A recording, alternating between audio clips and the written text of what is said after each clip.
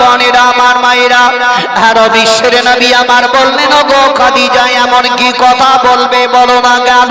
হযরতে খাদিজা রাদিয়াল্লাহু তাআলা আনহা বললেন, ইয়া রাসূলুল্লাহ, ইয়া হাবিবাল্লাহ, এখন পৃথিবী দুনিয়ার মধ্যে চিরস্থায়ীর জন্য কেউ বাঁচার জন্য আসেনি। যার যেদিনকে সময় হবে তাকে এই দুনিয়া পৃথিবী ছেড়ে চলে যেতে হবে। ইয়া রাসূলুল্লাহ, যেদিনকে আমার সময় হবে, যেদিন আমার ইন্তেকাল হবে, ওই দিনকে ইয়া রাসূলুল্লাহ আমার জন্য বাজার থেকে কাফন কিনে নিয়ে আমাকে কখনো পরিধান করাবেন না। নবী আমার বললেন, ও খাদিজা, তবে এমন কি করব বলো না কেন? হযরতে খাদিজা বললেন, ইয়া রাসূলুল্লাহ, ইয়া হাবিবাল্লাহ, নবী গো, আপনার শরীরের জামা দিয়ে আমার কাফন তৈরি করবে। সুবহানাল্লাহ, সুবহানাল্লাহ। বলছি, ইয়া রাসূলুল্লাহ, আপনার জামা দিয়ে আমার কাফনটা তৈরি করে দিবেন। হযরতে খাদিজা বলছেন, ইয়া রাসূলুল্লাহ, যদি আপনার ওই জামা দিয়ে যদি আমার কাফন তৈরি করে দেন তো আমাকে জাহান্নামের আগুনে আক্রমণ করতে পারে। সুবহানাল্লাহ, ভাই জোরে হবে না? সুবহানাল্লাহ। আমাদের তো হুজুর সাহেব তো বলবেন, কিন্তু আপনাদের আমাদেরকে তো বলতে হবে, শিখতে হবে, জানতে হবে, কথা শোনার পরে। এখানে খাদিজা আরো বললেন, দ্বিতীয়বারে বললেন, ইয়া রাসূলুল্লাহ, ইয়া হাবিবাল্লাহ, নবী গো, আমাকে যখন কবরে আপন রেখে দিবেন, ইয়া রাসূলুল্লাহ, আমার কবর থেকে আপনি হটে যাবেন না। আপনি আমার কবরের চারিপাশে পাকে একটু ঘোরাঘুরি করবেন। বিশ্বের নবী বললেন, ওগো বিবি খাদিজা, তোমার কবরের চারিপাশে ঘোরার কারণটা কি বলো? বলে, ইয়া রাসূলুল্লাহ, ইয়া হাবিবাল্লাহ, নবী গো, যখন মানুষকে কবর দিয়ে দেয় সকলে দোয়া খায়ের করে 40 কদম যখন চলে যায়, ওই কবরের মাটি তারা বলচাল করতে থাকে। ওদিককার মাটি এদিককে বলে, আর দেরি করো না, এবার পিছতে আরম্ভ করো, কম পিছা করে পিছতে আরম্ভ করো। খাদিজা বলেন, ইয়া রাসূলুল্লাহ, ইয়া হাবিবাল্লাহ, নবী গো, আপনি যদি আমার কবরের চারিপাশে ঘোরাঘুরি করেন তবে ওই মাটি কখনো তারা পিছতে পারবে না। কেননা কি রাহমাতুল লিল আলামিনের পা মুবারক ওই মাটির উপরে পড়েছে। সুবহানাল্লাহ, সুবহানাল্লাহ। খাদিজা তার কত দেখেন তারা বিশ্বাস রেখেছে। আর আজকালকার চেরানার মৌলবি আর এখনকার ওই মোবাইল দেখে মৌলবি চ্যাংড়ারা হয়ে গেছে, এরা আলতু ফালতু নবী মুস্তাফার বেতহিনী কথা বলে। কি ভাই বলে না? এদের কাছ থেকে দূরে থাকবে। হযরতে খাদিজা আরো বললেন, ইয়া রাসূলুল্লাহ, ইয়া হাবিবাল্লাহ, নবী গো, ওগো আল্লাহর নবী, দয়ার নবী গো, আপনি ওই তখন সাহাবীরা যে চলে যাবে, আপনি আমার কবর থেকে হটবেন না। বলে, খাদিজা কেন বলো বলো? যখন মানুষ 40 কদম চলে যায়, ওই কবরে দুইজন ফেরেশতা এসে হাজির হয়ে যায়, তারে আপন সওয়াল করে, ইয়া রাসূলুল্লাহ, তবে ওই সওয়ালের জবাবটা তাদেরকে দিতে হয়। ইয়া রাসূলুল্লাহ, তবে আমার কবরে আপনি দাঁড়িয়ে দাঁড়িয়ে ইন্তজার করবেন, যখন ওই ফেরেশতারা আমাকে সওয়াল করবে, ওই সওয়ালের জবাবটা যাতে আমাকে না দিতে হয়, ওই সওয়ালের জবাবটা ইয়া রাসূলুল্লাহ আপনি আমার বদলে দিয়ে দিবেন।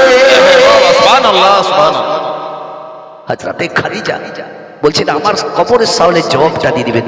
নবী বললেন, ও খাদিজা যাও, আমি নবী মুস্তাফা রাহমাতুল লিল আলামিন তোমার সমস্ত সব আমি পরিপূর্ণ করে দেব।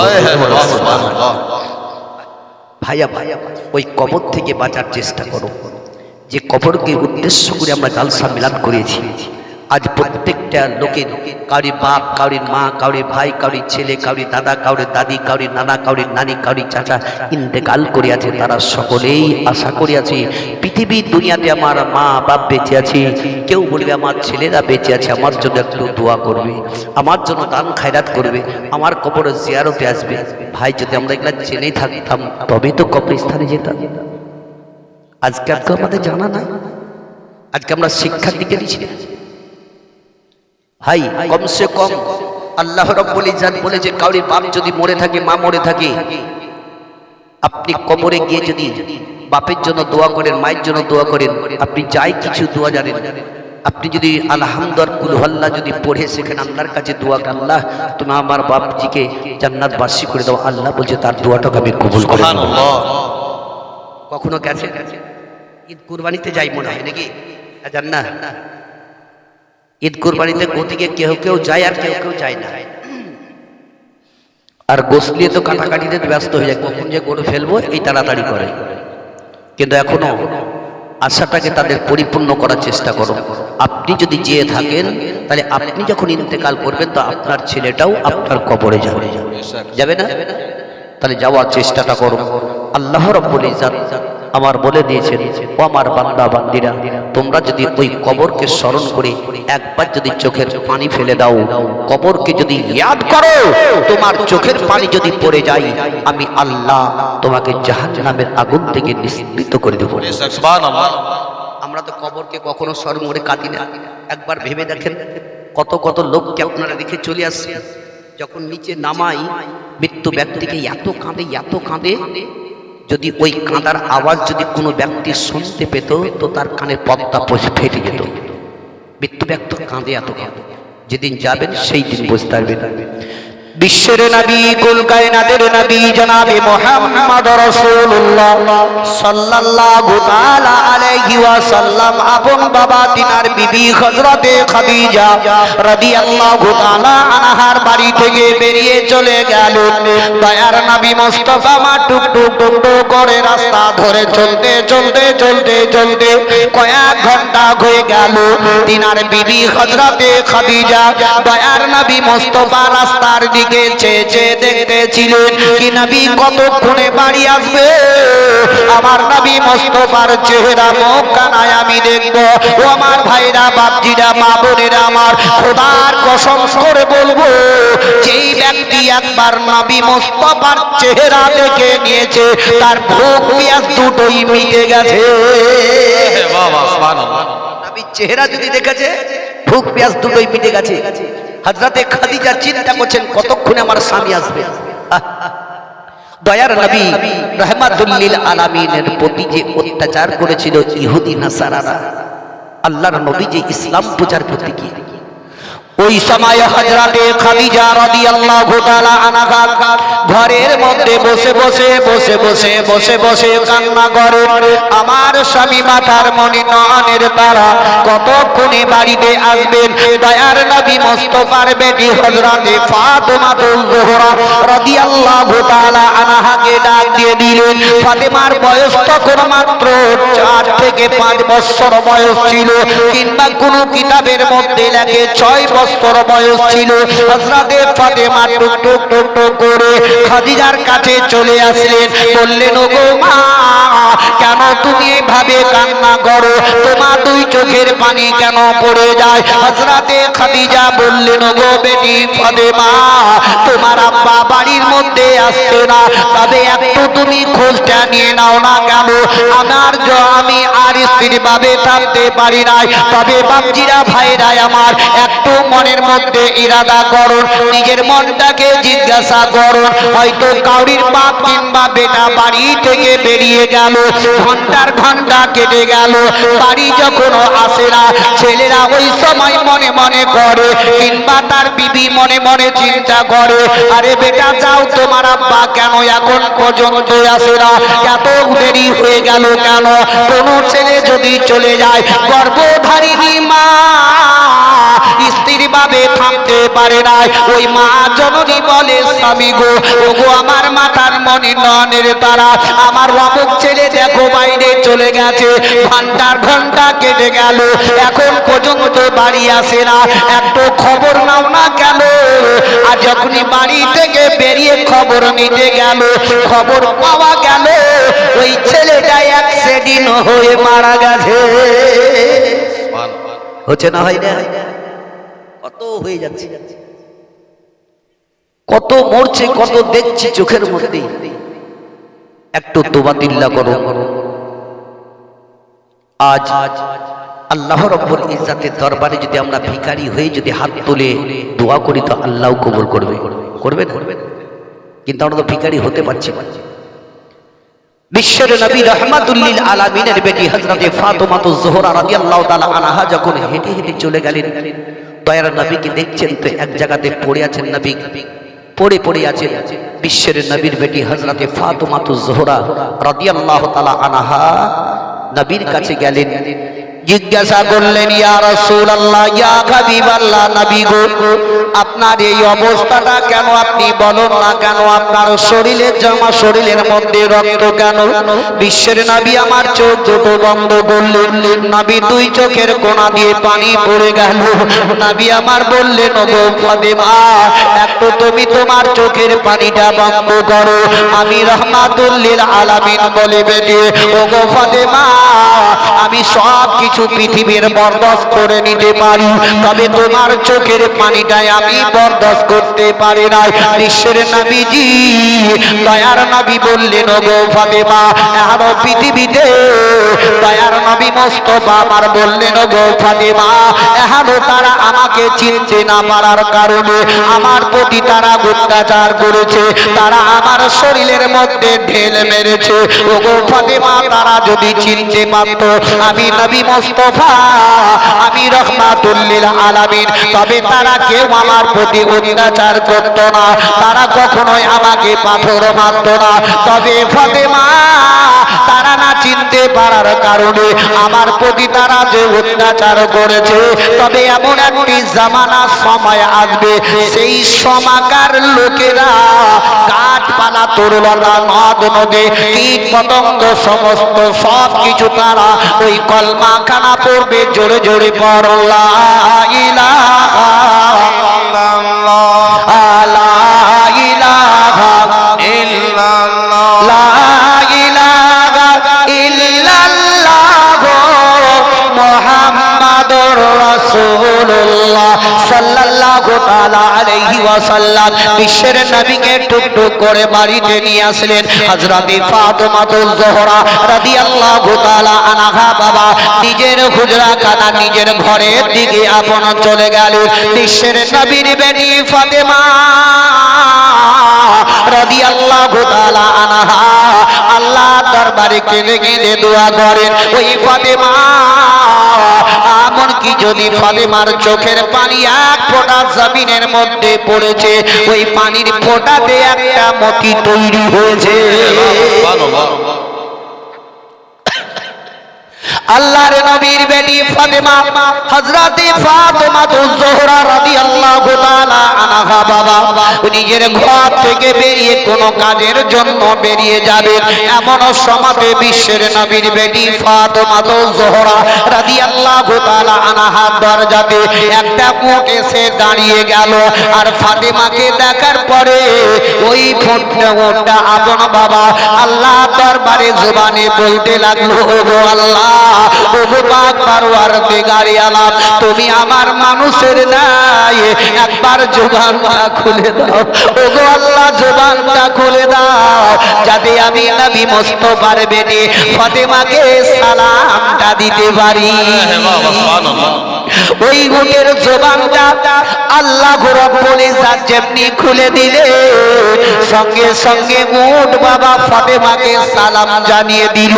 আর হযরতে ফাতেমাতুজ জোহরা উটের দিকে চেয়ে চেয়ে দেখতে লেগে গেলেন। ফাতেমা বারবার চেয়ে চেয়ে দেখতে আছেন হযরতে ফাতেমাকে। ওই উট তার জবানে বলে, ওগো বিশ্বের নবীর বেটি ফাতেমা, তুমি যদি আজকে নবীর দরবারে যাও, তবে একবার তুমি আমার পিঠে চড়ে যাও, আমি নবী মুস্তাফা দরবারে পৌঁছিয়ে দিব। তাহলে উটেও নবীকে চিনেছে না চিনেনি? একটু হা করবে। আজকে বলুন, গাছপালা, তরুলতা, নদ নদী নবীকে চিনেছে না চিনেনি? তাহলে এরা কোন কোন লোকের লোক? আজকালকার ইহুদি ঝাড় উঠে গেছে, বুঝলেন? এদের কাছ থেকে দূরে থাকার চেষ্টা করুন। আরে নবী যদি না আসতেন তাহলে নামাজ পেতাম। নামাজ কার কারণে পেয়েছি? একটু বলুন ভাই, নবী কার কারণে? নবীর কারণে। রমজান পেয়েছি কার কারণে? নবীর কারণে। কোরআন পেয়েছি কার কারণে? নবীর কারণে। কাবা পেয়েছি কার কারণে? নবীর কারণে।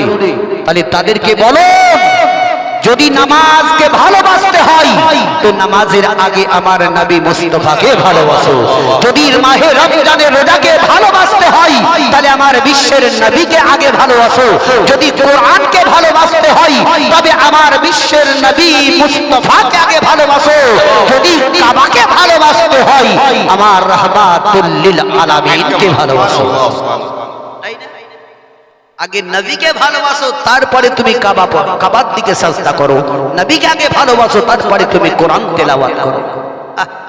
সেই নবীর কারণে সবকিছু পেয়েছি, আবার তোমরা নবীর বেতহিনী করো। তোমার লজ্জা লাগে না? একবার ভেবে দেখেছে? খালি বাংলা বোখারি বোখারি করে আর মরে গেল, মনে হয় মরে যাবে। এদেরকে কবে যে শরবত দিতে পারলাম মালিকই জানে। বুঝেছেন? আল্লাহ রাব্বুল ইজ্জত তাদের কাছ থেকে দূরে থাকার তৌফিক এনায়েত করুন। জোরে সকলে বলো আমিন। আচ্ছা, হিজড়ার লোক দেখাচ্ছেন? হিজড়া মেলায়, আপনাদের মোরারে মেলায় সব এলাকায় এলাকায় বহুত দেখা যায়। তবে বলুন তো, মেয়ে ছেলেরা যখন নামাজ পড়ে হাত বাঁধে কোথায়? মেয়েদের হাত বাঁধা কোথায়? দেখবে সিনার উপরে। আর ছেলেরা হাত বাঁধে কোথায়? নাভির একটু নিচে। আর হিজড়ারা বাঁধে গতি নাভির উপরে, তাই না? তাহলে ভাই একটু ভেবে দেখুন, ইশারা তার বুঝে যান। সেই রকম না হয়ে আমাদেরকে নবীর আদর্শ যেভাবে শিক্ষাটা দিয়েছে সেই শিক্ষাটা নাই আমরা চলতে পারি। বিশ্বের নবীর বেটি হযরতে ফাতেমাতুজ জোহরা ও রাদিয়াল্লাহু তাআলা আনহা বাবা উটের নিকটে টুক টুক টুক টুক করে এখন চলে গেলেন। দয়ার নবী মুস্তাফার বেটি হযরতে ফাতেমাতুজ জোহরা রাদিয়াল্লাহু তাআলা আনহা উটের কাছে যাওয়ার পরে ওই কপালের মধ্যে হাত কানা এভাবে বোলাতে আরম্ভ করে দিলেন। হযরতে ফাতেমা যেমনি বাবা উটের কপালে হাত লাগাতে লাগলেন, লাগাতে লাগাতে এমনকি উটটা জমিনের মধ্যে শুয়ে গেল। ফাতেমাতুজ জোহরা রাদিয়াল্লাহু তাআলা আনহা একটু পরে দেখছেন তো উটটা এখন মারা গেছে। যেই উটটা এমনকি ফাতেমার সঙ্গে তো কথা বলল, এমনকি বিশ্বের নবীর সঙ্গেও খাইবারে যুদ্ধের ময়দানে নবীর সঙ্গেও কথা বলেছিল। জোরে হবে না? আমাদেরকে বলে দিতে হচ্ছে কি বলুন সুবহানাল্লাহ, কিন্তু আমাদের হুব্বে হয় না কি কথাটা শোনার পরে সুবহানাল্লাহ পড়ি। বিশ্বের নবীর সঙ্গে ওই জানোয়ার পর্যন্ত কথা বলেছে। তাহলে আমরা কোন মানুষের মানুষ একটু একটু পরিবর্তন হন, তার আদর্শের দিকে লক্ষ্য করুন, নামাজ রোজার দিকে গুরুত্ব দেন, নামাজ পড়ার চেষ্টা করুন। যতই চাই আমরা জীবনী কাহিনী শুনি না কেন, আল্লাহ বলছে আকিমুস সালাত, তোমরা নামাজ কায়েম করো। কি ভাই, একটা উদাহরণ দিয়ে বলে দিই। এক ধোবা বুঝলেন, প্রত্যেকদিন কাপড় কাচতে যাই, আর রাস্তায় চলতে চলতে বীজখানে পুটুলিটাকে নিচে রেখে দিয়ে খালি একটু আরাম করে। নদীতে যাবে, তখন এবার লোক খুঁজতে লাগলো আমার পুটুলিটা তুলে কে দিবে। রাস্তায় যাকে পাই তাকে ডাকে, মাথায় ছেড়ে নি হেঁটে পড়ে। এমনি করতে করতে একদিন একটা লোক বলছে, তো প্রত্যেকদিন এইভাবে তুই আরাম করবি, পুটুলি তোলার জন্য লোককে তো খোঁজাখুঁজি করবি, এইটাই না করে একটা জানোয়ার, একটা গাধাগুলা কিনগা, গাধার পিঠে চাপিয়ে দিবি, ও আপন নিয়ে হেঁটে পড়বে, যেখানে ইচ্ছা সেখানে চলে যাবে। আপন সেই ধোবা বুঝলেন, ওই লোকটার কথা শুনে একটা গাধাকে কিনে নিল, আর গাধার পিঠে চাপিয়ে দেয়, আপন নদীতে চলে যায়, কাপড় কেচে আবার তার পিঠে চাপিয়ে দেয়, ঠিক তার বাড়িতে চলে যায়। হঠাৎ করে একদিন তার স্ত্রী, তার বিবি বলছে, হাই গো, গাধাটা তো নিয়ে যাচ্ছ কাপড় কাচতে, কিন্তু গাধা কাপড় কাচার সময় তো গাধা বেকার ঘুরে বেড়াই, তা কাজ করো, বাড়িটাকে লিপালিপি করবো, একটু মাটিগুলা বস্তায় ভরে দিয়ে তাকে একটু পাঠিয়ে দিও। দেখো ওই ধোবা মাঠে যাওয়ার পর আপন কি বস্তাতে মাটি ভরে গাধার পিঠে চাপিয়ে দিয়ে রাস্তা ধরিয়ে দিলে চলে যা বাড়ি। টুকটুক টুকটুক করে গাধা ঠিক তার মালিকের বাড়িতে এসে হাজির হয়ে গেল। আপন মাটি নিয়ে। তাহলে এখানে একটা বুঝুন, আমরা মুসলমান, আমরা সেই আল্লাহর বান্দা নবীর উম্মত, আমরা হপ্তাতে একদিন জুম্মার দিন হয়তো নামাজ পড়তে যাই, হপ্তায় হয়তো যাই, 5 ওয়াক্তের যাই না। তো হপ্তায় যদি আমরা মাসে 4 বার 5 বার যদি যাই, তাহলে ওই রাস্তাটা আমরা 5 ওয়াক্তের জন্য ভুলে যাই কি করে? একটা জানোয়ারকে কয়েকদিন রাখার পরে ওই রাস্তা নিয়ে যাতায়াত করাতে গাধা কিন্তু তার মনিবের রাস্তা বাড়ি ভুললো না। আর আমরা মুসলমান হয়ে আল্লাহর ঘর মসজিদকে আমরা ভুলে যাই, কি তাই না? বুঝে পেরে দেখুন, বুঝে দিয়ে যে দয়ার নবী, রহমাতুল লিল আলামিন, বিশ্বের নবী, কুল কায়নাতের নবী জনাবে মুহাম্মদ রাসূলুল্লাহ সাল্লাল্লাহু তাআলা